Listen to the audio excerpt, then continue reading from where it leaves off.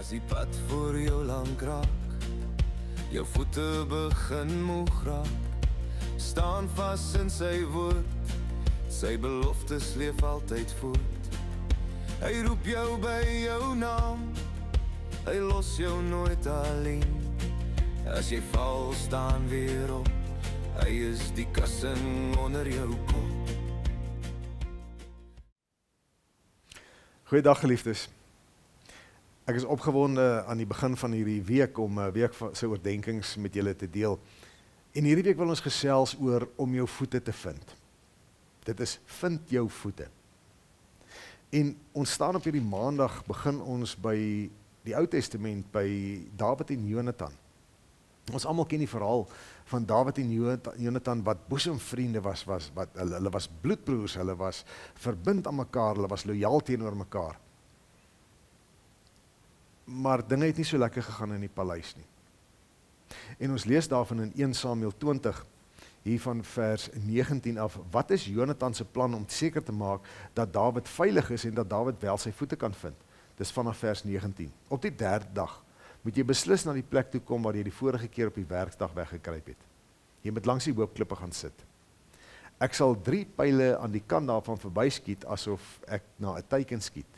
Dan sal ek my slaaf stuur, gaan soek die pyle. As ek uitdruklik vir hom sê, kyk die pyle is diskant jou, tel hulle op en kom, is jy veilig. En so seker as die Here leef, is daar geen gevaar nie. Maar, as ek vir hom sê, kyk die pyle is anderkant jou, moet jy weggaan. Dan stuur die Here jou weg. En wat die saak betref waaroor ek en jy gepraat het, onthou, die Here is vir altyd getuie daarvan. So maak Jonatan 'n plan, want hy weet iets is nie lekker by die paleis nie. Daar waar Dawid eintlik hoor, daar waar hy ingenooi is, en ons kan dit sien as sy voorbereidingstyd om wel koning te word. Iets is nie lekker nie. En dan gaan Jonatan en hy gaan toets bietjie die atmosfeer. Hy gaan toets bietjie vir koning Saul sy pa. En na 3 dae kom hy terug om met die uitvoering van hierdie plan, en die volgende gebeur, ons lees van vers 35 af.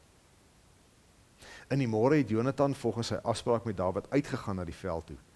En daar was 'n jong slaaf by hom. Hy het vir die slaaf gesê, hardloop, gaan haal die pyle wat ek afskiet. Die slaaf het gehardloop en Jonatan het die pyl by hom verby geskiet. Toe die slaaf by die plek aankom waar Jonatan die pyl geskiet het, het Jonatan agter hom aangeroep en gesê, die pyl lê verder.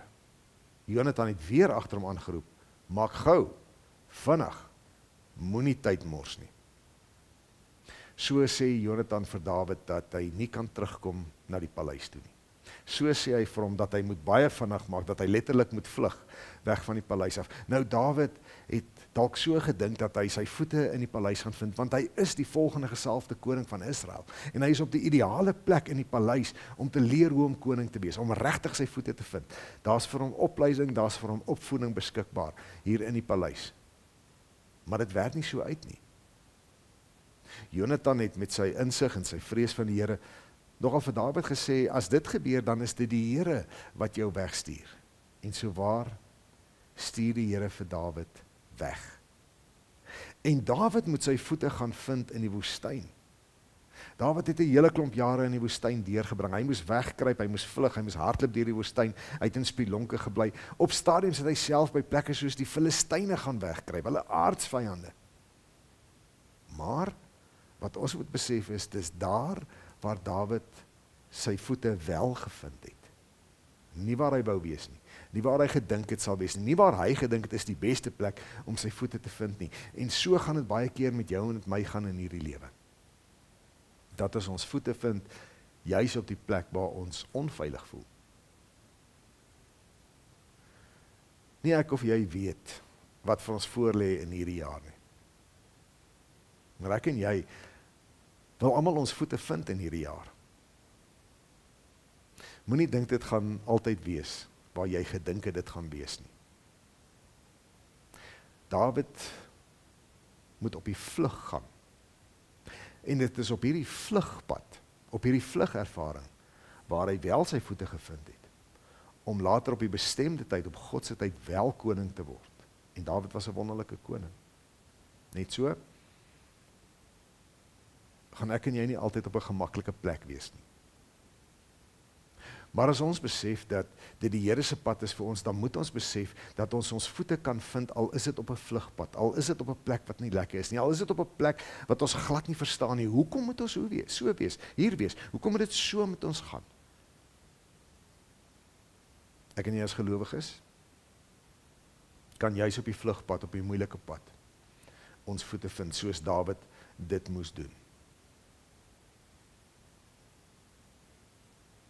Moenie ontnigter wees, moenie ontmoedig wees, as dinge nie hierdie jaar gaan en verloop soos jy wou nie. Want ons almal wil ons voete vind. Maar as ons agterkom, ons is nie op 'n goeie plek om ons voete te vind nie, dan moet ons maar op die ander pad gaan. In die geloof en die vertroue, dat God ons sal help, om daar ons voete te vind. Ek wens vir jou 'n jaar toe, waar jy, maak nie saak wat nie, maak nie saak op watter pad of plek jy is nie, jou voete kan vind, soos Dawid. Shalom. O, Here, wees my lig, wees my krag. Elke asem wat ek neem, behoort aan U alleen. Mag die Here jou seën, mag hy jou bewaar.